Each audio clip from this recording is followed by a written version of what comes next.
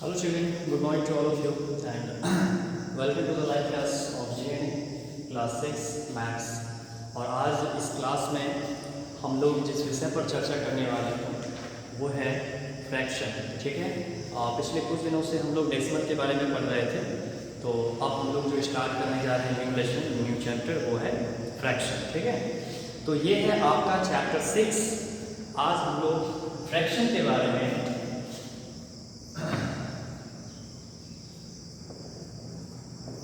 पढ़ने जा रहे हैं। तो फ्रैक्शन से रिलेटेड आपने पहले भी बहुत कुछ सुन रखा होगा, ठीक है, और इसके बारे में पहले से आपको बहुत कुछ जानकारियाँ भी होंगी जो बच्चे क्लास 4 और 5 में रेगुलर स्टडी कर रहे होंगे मैथ्स का। तो मे भी उन्हें फ्रैक्शन के बारे में बहुत कुछ पता होगा। ठीक है, तो आइए स्टार्ट करते हैं व्हाट इज फ्रैक्शन। ठीक है, देखिए इसको डिफाइन करना है। A fraction is the part of the whole देखिए इसका कहने का क्या मतलब है कि फ्रैक्शन क्या है। फ्रैक्शन जो है ये किसी भी एक संपूर्ण चीजों का एक टुकड़ा होता है, एक हिस्सा होता है। ठीक है, जैसे मैं यहाँ कुछ एग्जाम्पल लिखने जा रहा हूँ 2/7। अब इसको अगर आप समझ लेते हैं अच्छे से तो मे बी कि आप फ्रैक्शंस के कॉन्सेप्ट को समझ सकते हैं। ठीक है, तो सबसे पहले जो 2/7 है, ठीक है, हम देख रहे हैं कि यहाँ जो ये 7 है नीचे, ये नीचे टोटल होता है। ठीक है, तो टोटल पार्ट 7 है और इस 7 में से आप 2 पार्ट के विषय में बात कर रहे हैं। ठीक है, तो 7 में से 2 हिस्से की बातें हो रही है। इसका जो फ्रैक्शन बन गया वो बन गया 2/7। ठीक है, ये होता है आपका फ्रैक्शन। अब सपोज कि मैं ले लेता हूँ 1/5। अब यहाँ टोटल पार्ट कितने हो गए? 5 हो गए। 5 में से हम एक हिस्से के बारे में बात कर रहे हैं, तो इसे हम 1/5 लिखेंगे। ठीक है, और रही बात कि इसे अगर हम सेट करना चाहें तो 2/7 पार्ट को हम कैसे करेंगे? तो जैसा कि मैं यहाँ पर 1 2 3 4 5 आप यहाँ काउंट कर सकते हैं 1 2 3 4 5 6 7 पार्ट है टोटल, और इसमें हम 1 2 3 4 और 5 यानी 1 2 3 4 एक पार्ट और बना लेते हैं 5। देखिए यहाँ पर 1 2 3 4 5 टोटल 5 टुकड़े हैं।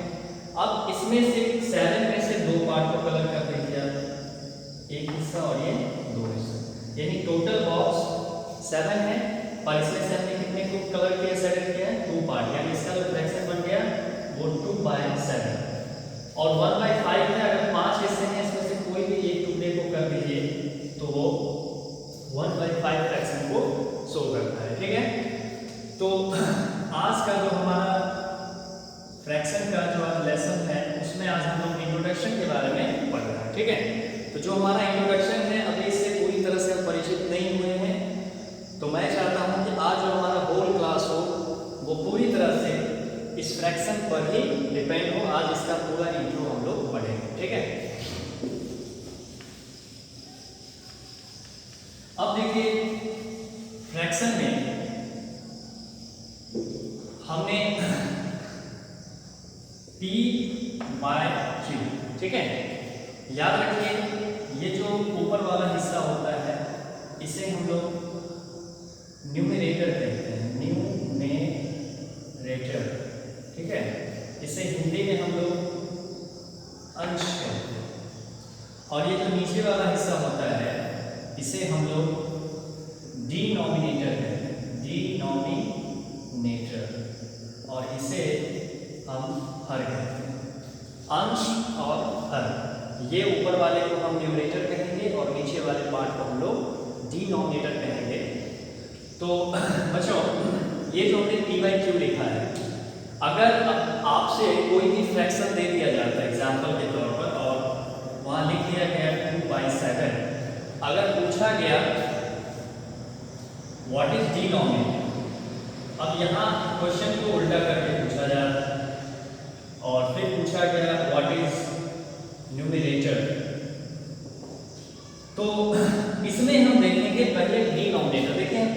पलट दिया गया है, ठीक है, उल्टा करके पूछा गया है।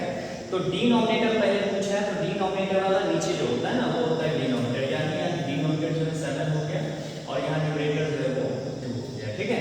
तो इस तरह से अगर ऐसे छोटे छोटे ऑब्जेक्टिव्स या 1 नंबर वाले जो क्वेश्चंस आते हैं बेसिकली उसमें दिए जाते हैं, तो मे बी कि आपको इसमें कोई डाउट नहीं होना चाहिए, आपको कोई इसमें दिक्कत नहीं है। तो हम अपने टॉपिक को थोड़ा आगे बढ़ाते हैं, ठीक है। और याद रखें ये पूरा मैं जो बता रहा हूँ ये अभी सिर्फ इंट्रोडक्शन होगा, ठीक है। अब देखिए हम न्यूमरेटर और डिनोमिनेटर को समझने के बाद हम समझेंगे टाइप्स ऑफ फ्रैक्शन, ठीक है। देखिए टाइप्स ऑफ फ्रैक्शन, बेसिकली इसमें हम कई टाइप्स के बारे में पढ़ेंगे। पहला प्रॉपर फ्रैक्शन, ठीक है। दूसरा इम्प्रॉपर फ्रैक्शन, इम्प्रॉपर फ्रैक्शन, ठीक है। देखिए इसको हम ऐसे समझ लेते हैं, चूंकि आपने पहले भी इसके बारे में पढ़ा ही होगा, तो मैं इसमें एग्जाम्पल के थ्रू आपको समझाने का प्रयास करता हूँ और मेरे लिए बहुत आसान है। देखिए इसके जो एग्जाम्पल्स हम लेंगे, देखिए क्या क्या ले सकते हैं। देखिए प्रॉपर फ्रैक्शन सबसे पहले समझ लीजिए। प्रॉपर फ्रैक्शन जो होते हैं वे फ्रैक्शन होते हैं जिसमें नीचे जो डिनोमिनेटर होता है वो ऊपर वाले न्यूमरेटर से बड़ा होता है, ठीक है। सपोज कि मैंने ले लिया 2/7, 6/9, 3/8। आप यहाँ देख सकते हैं कि जितने भी डिनोमिनेटर हैं नीचे वाले का वो ऊपर वाले से बड़ा, ठीक है। और जब भी ऐसा देखें आप फ्रैक्शन तो आप बेहिचक उसे प्रॉपर फ्रैक्शन में कैटेगराइज करते हैं, ठीक है। अब बात करते हैं इम्प्रॉपर फ्रैक्शन की। इम्प्रॉपर फ्रैक्शन जस्ट इसका उल्टा, यानी जहां न्यूमरेटर बड़ा हो और डिनोमिनेटर छोटा हो। देखिए अगर सपोज हम 7/2 लिखते हैं, 9/6 लिखते हैं, 8/3 लिखते हैं, एक्सेट्रा एक्सेट्रा, तो ये सभी जो एग्जाम्पल हैं वो आपके इम्प्रॉपर फ्रैक्शन के एग्जाम्पल बनेंगे, ठीक है। तो इसे आप इजीली डिफाइन कर सकते हैं, a fraction in which denominator is greater than numerator is called proper fraction, and a fraction in which numerator is greater than denominator is called improper fraction. अब देखिए इस तरह का जो डेफिनेशन है आपसे पूछा जा सकता है मेरे एग्जाम में, और हर एग्जाम में लगभग 5-10 ऐसे क्वेश्चन आ ही जाते हैं डिफाइन का टर्म, ठीक है। तो ये था आपका पहला प्रॉपर फ्रैक्शन, दूसरा था इम्प्रॉपर फ्रैक्शन। अब देखिए हम तीसरे जो टाइप में जाते हैं वो है like fraction and unlike fraction, unlike fractions. यहां मैंने एस लगा दिया, ठीक है। अब इसे हम एग्जाम्पल के द्वारा समझते हैं। लाइक फ्रैक्शंस मैंने लिखा है लाइक फ्रैक्शंस, ठीक है, ध्यान से सुनिए, यहाँ पर एस लगा हुआ है, यानी यहाँ जब भी हम बात करेंगे एक से ज्यादा फ्रैक्शन को लेकर, ठीक है, और उसे कंपेयर किया जाएगा।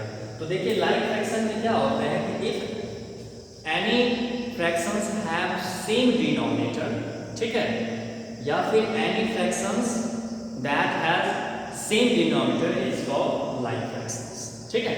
मतलब कि कुछ ऐसे फ्रैक्शंस जैसे 2/7, 3/7, 5/7, 6/7 एक्सेट्रा एक्सेट्रा। तो यहाँ आप देख सकते हैं जितने भी डिनोमिनेटर हैं ये सभी इक्वल हैं, सेम। और मैंने पहले भी बता दिया कि लाइक फ्रैक्शंस हैं, यानी एक से ज्यादा फ्रैक्शन का चर्चा कर रहे हैं, ठीक है। तो यहाँ पर आप ये सारे फ्रैक्शंस को देखें तो आपको लगेगा कि ये नीचे वाला जो टर्म है वो इक्वल है, दैट मीन्स यह लाइक टर्म हो गया, ठीक है। अब अनलाइक टर्म जस्ट इसका ऑपोजिट, यानी नीचे वाला टर्म सिमिलर ना हो, जैसे 6/7 हो गया, 3/4 हो गया, है ना, 9/3 हो गया, 6/8 हो गया। ये सभी जो टर्म यहाँ आप देख सकते हैं एक भी सिमिलर नहीं है, तो आप कह सकते हैं कि यह जो टर्म है, ये जो फ्रैक्शंस हैं वे अनलाइक फ्रैक्शंस हैं। तो it becomes very easy to understand through examples and this types of fractions. Okay, अब जो हम नेक्स्ट टाइप्स पढ़ने जा रहे हैं वो है टाइप नंबर 5, और इसे हम कहते हैं यूनिट फ्रैक्शन। ठीक है, यूनिट फ्रैक्शन। देखिए यूनिट फ्रैक्शन में जो हम एग्जाम्पल लेते हैं तो इसमें हमेशा एक बात याद रखिए कि जहां भी आपको इस टाइप का एग्जाम्पल मिल जाए,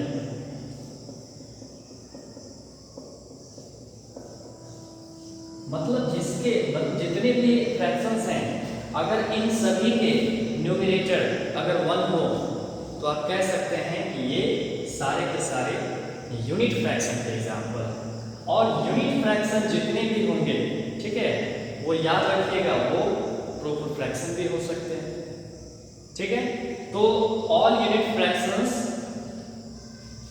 यानी कि this fractions are unit fractions as well as proper fraction. ठीक है, तो यहाँ पर यूनिट फ्रैक्शंस आप करने ज़्यादा बेहतर है क्योंकि हम एक से ज़्यादा फ्रैक्शंस की बातें कर रहे हैं। तो इस तरह से आपका टाइप ऑफ फ्रैक्शन कंप्लीट हो जाता है। ठीक है, अब देखिए सबसे पहले एक बार मैं फिर से फीडबैक दे दूँ। सबसे पहले आपने फ्रैक्शन का डिफाइन देखा, डेफिनेशन देखा, इसके एग्जाम्पल समझ लिए।